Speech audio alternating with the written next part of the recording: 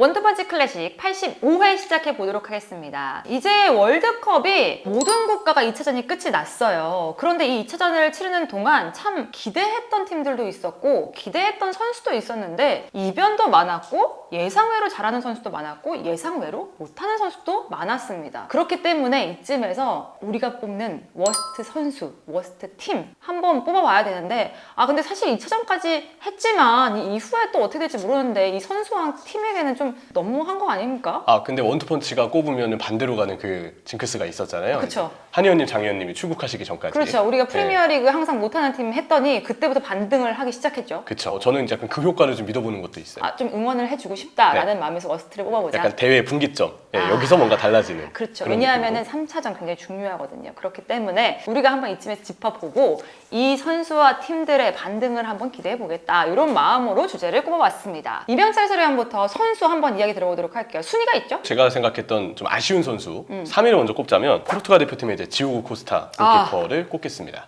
아쉬운 선수로 꼽은 이유는 가나전 막판의 장면 때문입니다. 네. 3대2 리드 상황에서 코스타가 거기서 공을 뺏기는 바람에 그대로 동점을 내줄 수도 있었던. 네. 그랬다면 지금 H조의 상황도 많이 달라져 있었겠죠. 그럼요. 포르투갈의 유리한 상황이 어쩌면 디오고 코스타의 실수 때문에 자칫 끝날 수도 있었는데 이 경기 내내 안정감에서는 좋은 점수를 줄 수 없었어요. 그리고 코스타 골키퍼가 두 번째 우루과이전 때는 그래도 다행히 나쁘지 않은 활약을 좀 보여주긴 했지만 가나전 때문에 아쉬웠던 골키퍼 중에 한 명으로는 꼽고 싶습니다. 그러면 2위는 어떻게 생각하세요? 제 2위는 독일 대표팀의 이제 니클라스 질레 선수고요.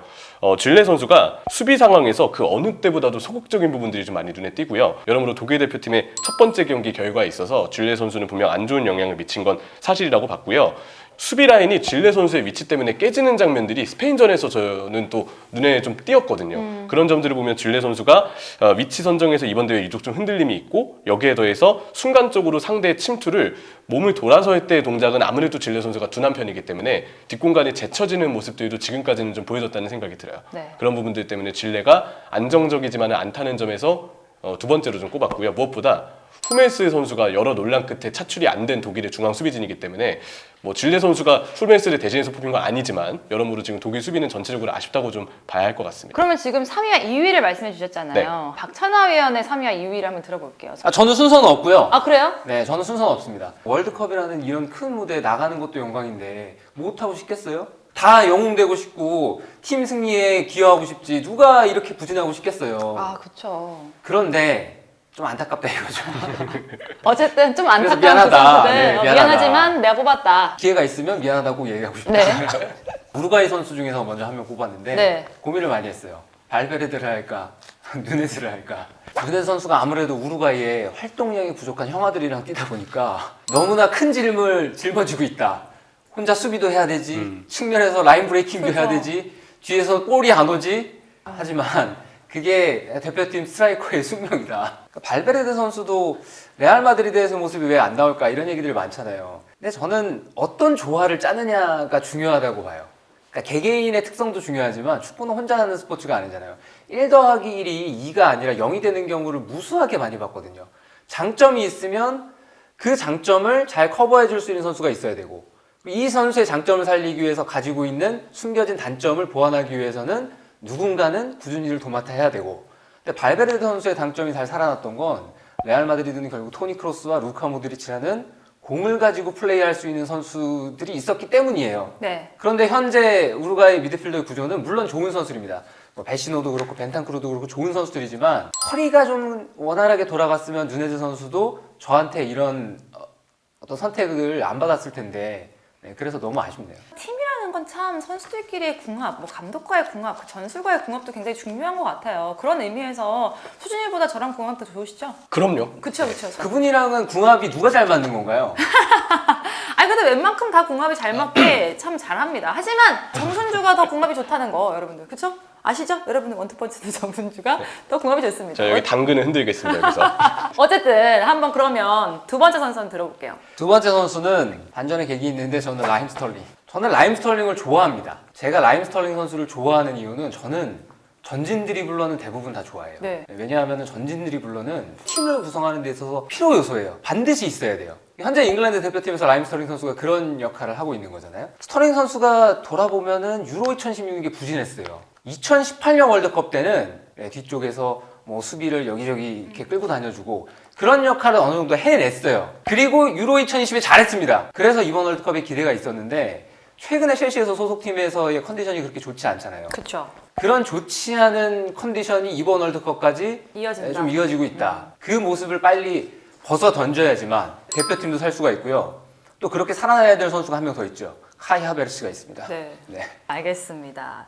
자, 그러면은 이제 마지막 선수. 어쨌든 이명철 해설위원은 순위가 있다고 얘기를 했잖아요. 네. 마지막 그 머스트잖아요. 워스트지만 개인적으로 좀 좋아하는 선수기도 하고요. 어. 반등을 좀 하길 바라는 마음에서 꼽았는데 루이스 수아레스입니다. 아. 네, 아마 이제 누네스나 언급해주신 발베르데 두 선수가 이 약간 부진한 내용이 나오는 데 있어서 루이스 수아레스도 영향이 좀 있었을 거라고 봐요. 오히려 수아레스가 뛰지 못하는 부분들을 다른 선수들이 옆에서 보조해주고 더 많이 뛰어줘야 되니까 거기서 약간 우루과이 대표팀의 조합은 약간의 밸런스가 깨지는 부분들이 저는 나오는 부분도 있다고 봤어요. 그 여파로 아직까지 우루과이 대표팀이 분명 이번 대회 골이 없는 데 있어서 영향이 좀 있는 부분이 있다고 생각을 합니다. 알겠습니다. 그러면 마지막 한 명, 박찬하 해설위원의 얘기를 들어보겠습니다. 너무 슬퍼요.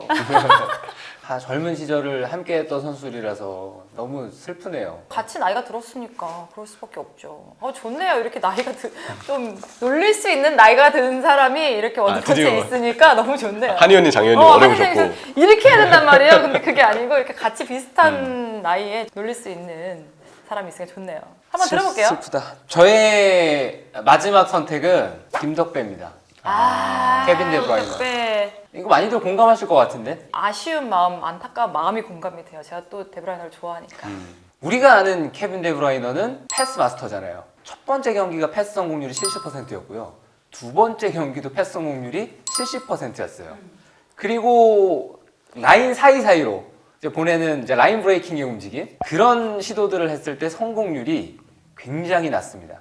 벨기에 선수 중에서도 낮아요. 네, 물론 데브라이너 선수에게도 뭐 불만은 얘기할 수 있겠죠. 본인 스스로 우리 팀이 잘 안 뛰니까 그러니까 우리 팀이 좀 빨라지고 신선해지면은 우리 팀이 더 강해질 수 있을 것 같은데 그런 모습을 보이지 못해서 그리고 내 패스를 받을 수 있는 선수가 더 위쪽에 많으면 내가 더 활약할 여지가 있는데 네, 우리 팀의 공격 숫자가 항상 부족해.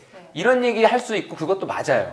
그렇다고 해서 공개적으로 그렇게 바깥에다 불만을 얘기할 건 아니다. 그래서 일각에서 나온 소리가 이 팀이 파벌이 있다. 팀이 갈렸다. 이런 얘기가 자연스럽게 나올 수밖에 없는데 거기에 어느 정도 땔감을 제공한 거 아니냐. 그러니까 본인의 경기 스탯 그리고 1, 2차전에서의 어떤 활약상 이런 것들 더하기 현재 이제 벨기에 대표팀의 원팀에 저해되는 이런 발언들까지 모두 다 버무려서 좀 아쉬운 선수를 제가 꼽았어요. 좀 아쉬운 선수 3명을 각각 뽑아왔습니다. 이제 팀으로 넘어갈 텐데 이명철 해설위원은 역시나 순위가 있나요? 일단 순위를 좀 매겨봤습니다. 알겠습니다. 그럼 한번 3위부터 들어볼게요. 제 3위는요. 브라질, 스위스, 카메룬과 같은 조인 세르비아입니다. 네. 근데 세르비아는 사실 브라질전을 준비할 때부터 약간의 불운한 상황들이 있었죠. 코스티치 선수가 근육 쪽에 잔부상이 있어서 1차전 브라질전에는 출전하지 못하는 불운이 있었고요. 스토이코비치 감독이 현실적인 선택을 좀 했던 경기라고 봤어요. 유럽 지역 예선에서처럼 강한 압박과 위쪽으로 뭔가 공격에 무게를 두는 팀 경기 운영보다는 조금 아래쪽으로 내려와서 그래도 브라질의 어떤 공격을 막아내는 데 주력을 하자. 그리고 저는 그 경기에서 보여줬던 전반전 세르비아의 경기력은 브라질보다 훨씬 더 좋았다고 생각했습니다. 세르비아가 브라질전은 좋은 경기를 했지만 체급 차이가 있었고 약간의 불운함이 있었다라고 평가를 하고 싶습니다. 문제는 이제 두 번째 카메룬전인데 3대3이 나오는 과정에서 저는 세르비아가 리드 상황을 지키지 못한 것이 이번 대회에 너무 크게 남을 것 같다라는 생각이 들어요. 정말 못하더라고요. 네, 공감합니다. 아무래도 이제 그 세르비아가 사실 이렇게 리드하고 있는 경기에서 확실히 그 리드를 지켜내는 모습을 보여야 분명 G조도 어느 정도 저는 죽음의 조가 될 가능성, 약간 치열한 조가 될 가능성이 좀 있다고 보거든요. 근데 세르비아는 그 경쟁에 있어서 리드를 지켜낼 여력이 없다는 걸 보여준 거기 때문에 향후 스위스전에 있어서도 저는 더 걱정될 만한 요인들이 생겼다고 좀 봤어요. 세르비아가 원래 생각했던 것만큼의 다크호스다운 모습을 보여주려면 적어도 카메룬전 같은 경기가 나와서는 안 됐다. 수비적인 불안함이 오히려 발목을 잡았던 점을 생각했을 때 저는 세르비아가 오히려 지금으로서는 좀 아쉬운 부분에 있는 팀이라고 좀 꼽고는 싶습니다. 박찬하 해설위원은 어떤 팀 아쉽다고 생각해요? 첫 번째는 카타르입니다. 카타르가 아시안컵에서 우승을 차지했을 당시에는 우승을 할 만한 팀이었고요. 놀라운 경기력을 일관성 있게 유지했어요. 문제는 그 아시안컵이 절정이었어요. 젊은 선수들이었고 물론 선수들의 면면을 살펴보면 대표팀 데뷔가 대부분 다 빠릅니다. 뭐 2013년, 15년 해서 2010년대 중반 이때 데뷔를 많이 했고 그래서 선수들의 나이대보다 A매치 출전 경기가 정말 많아요. 그게 오히려 카타르의 독이었죠. 결국에는 고인물이었고 물이 고이면 썩는다. 그리고 합숙을 많이 했는데 결과론적으로 말씀을 드리는 건데 돌이켜보니 이 합숙은 오히려 이 팀에게 독이 됐고 집에 못 가고 막 이런 게 역시 선수들에게 좋은 것만은 아니구나. 적절한 휴식이 있어야 되고 그리고 수년 동안 계속 변화 없이 같은 팀으로 가고 있는 거잖아요. 이것이 결국에는 이번 카타르 월드컵의 최대 실패의 바로미터였다는 생각이 들어요. 네, 개최 후 최초로 가장 빨리 떨어진 팀이잖아요. 그렇기 때문에 좀 많이 아쉬움을 가질 수밖에 없는 카타르인 것 같아요. 그러면 두 번째 팀 어떤 팀일까요?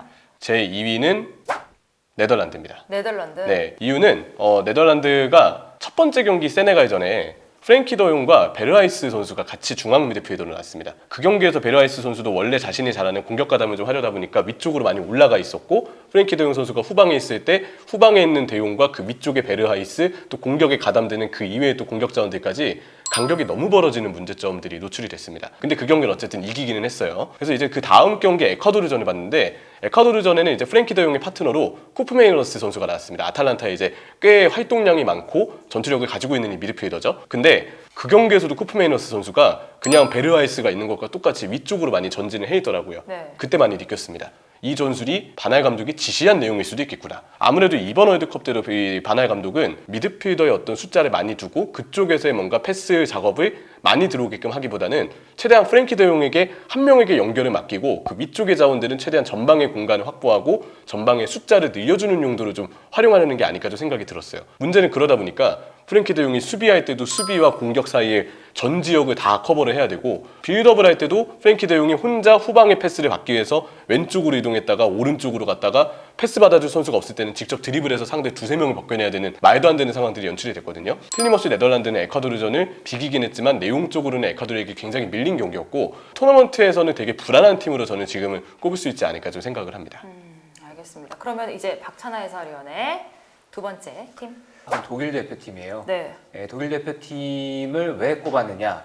독일이 일본에게 졌잖아요. 네. 마지막 2대1 상황에서 마지막에 뒤에서 제대로 된 롱볼을 못 때렸어요. 골을 넣어야 되는 상황이었죠. 한 골을 쫓아가야 되니까. 그래서 중앙 수비수들이 거의 중앙선까지 올라와 있는데 근데 그 지점에서 롱볼을 때려야 되는데 그러면 자연스럽게 킥의 동작이 커질 수밖에 없어요. 그리고 공의 밑을 차서 역회전을 넣어서 공을 보내야 돼요. 당연히 자세가 커질 수밖에 없는데 일본 수비진들이 앞에서 끊임없이 방해를 합니다. 그 상황에서는 롱볼을 못 때려요. 못 때리죠. 왜냐하면 걸릴 것 같으니까. 그걸 때리게끔 만드는 게 그것도 팀의 완성도입니다.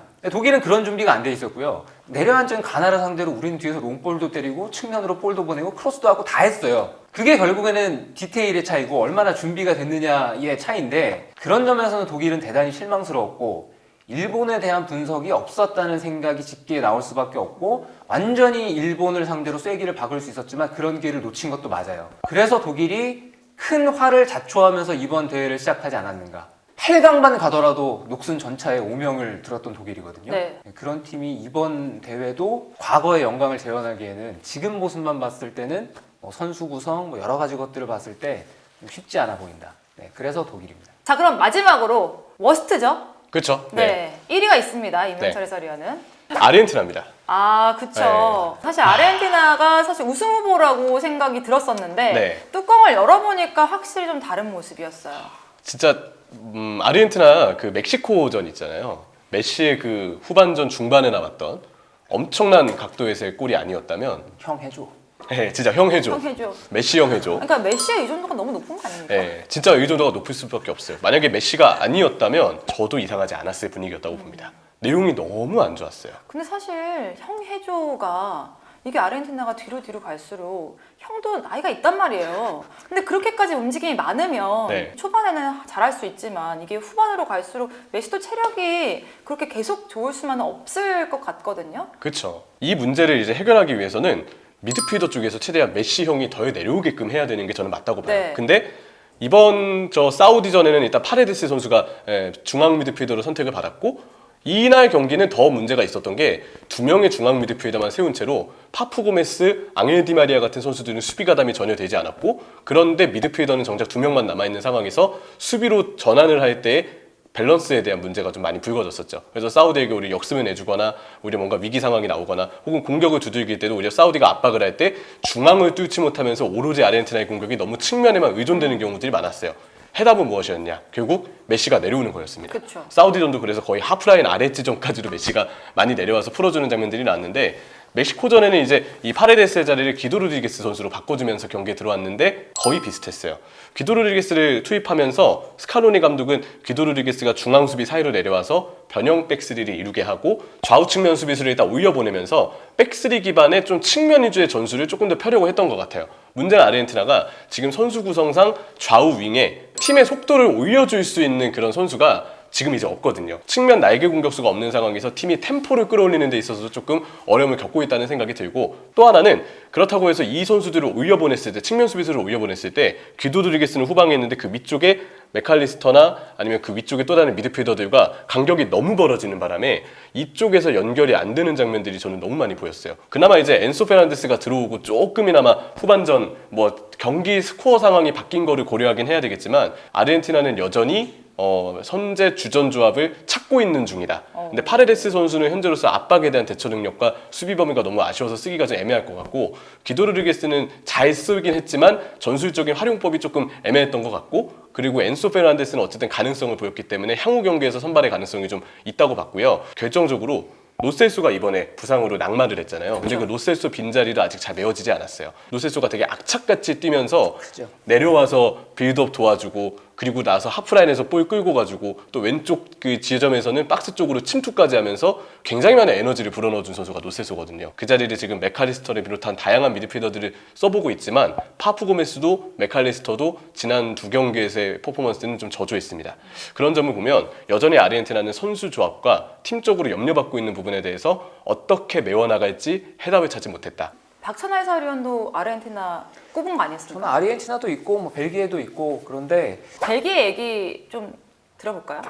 벨기에 대표팀도 같은 문제에 봉착한 것 같아요. 마르티네스 감독이 긴 시간 동안 팀을 이끌면서 대표팀 감독은 제한적인 경기에서 성적을 내야 되는 아주 어려운 자리입니다. 물론 감독이라는 자리가 이제 그래서 돈 많이 주고 이런 것도 있죠. 근데 대표팀 경기가 1년에 많아야 2번 하고, 물론 유럽 팀들은 이제 자기네들끼리 경기하겠다고 그런 식으로 지금 작당 모의를 하고 있는 상황에서 한 달에 4번도 경기하고 뭐 이렇긴 하죠. 근데 유럽은 자기네들끼리 경기를 하면서 네이션스 리그라는 대회를 만들었는데 이 대회가 원래는 평가전을 가졌어야 되는 시간들이에요. 네. 평가전을 가질 수 있으면 팀들이 새로운 피도 수혈하고 전술적 변화도 한번 해보고 이 조합도 한번 만들어보고 하는데, 월드컵 예선이라든가 뭐 유로 예선이라든가 이런 경기보다 힘을 빼고 경기를 하긴 하지만 강등당하면 큰일이 나는 대회입니다. 강등당하면은 내가 약간 작은 물로 떨어져요.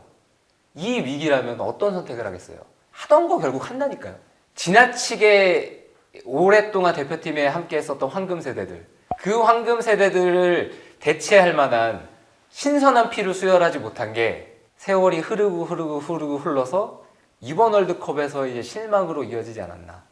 아 진짜 이번 경기, 이번 대회에서 벨기에가 예전만큼이 아니라서 벨기에 잘 모르겠다라고 하시는 분들이 진짜 많더라고요. 근데 결국에는 결과가 모두의 예측과 같이 좀 벨기에가 힘이 붙이는 모습을 많이 볼 수 있는 것 같습니다. 여기 이제 데브라이너는 물론 이제 마르티네스 감독의 전술을 많은 분들께서 비판을 하고 계시긴 하지만 어떻게 보면 전술 이외에 그냥 데브라이너 개인의 폼이 조금 떨어져 있는 부분들이 분명 이번 대회는 있어요. 그런 점들까지 맞물리면서 또 루카쿠 선수도 사실 최전방에서 지금 몸 상태가 좋지 않고, 벨기에가 그런 부분들 때문에 그동안 메이저 대회에서 몇몇 선수들의 훌륭한 조화를 통해서 결과를 만들어냈던 측면들도 이번 대회는 유독 약해 보이거든요. 그런 점들까지 지금 내용과 결과까지 이번 월드컵에서 뭔가 인상이 부족한 이유라고는 꼽을 수가 있을 것 같습니다. 선수들이 잘하면 전술이 완벽히 맞아떨어지죠. 감독의 계획에는 선수들이 좋은 컨디션에서 좋은 활약을 할 거라고 생각하고 작전을 짜오니까요. 근데 그게 무너지는 순간은 결국에는 임기응변이고 다른 선수들이 어떤 활약을 하느냐거든요. 제가 처음에는 워스트라고 얘기를 했거든요. 근데 워스트라고 표현하면 사실 안 될 것 같습니다. 그냥 아쉬운 선수들, 팀들이라고 얘기를 해야 될 것 같아요. 자, 그럼 여기서 인사드리도록 할게요. 안녕히 계세요.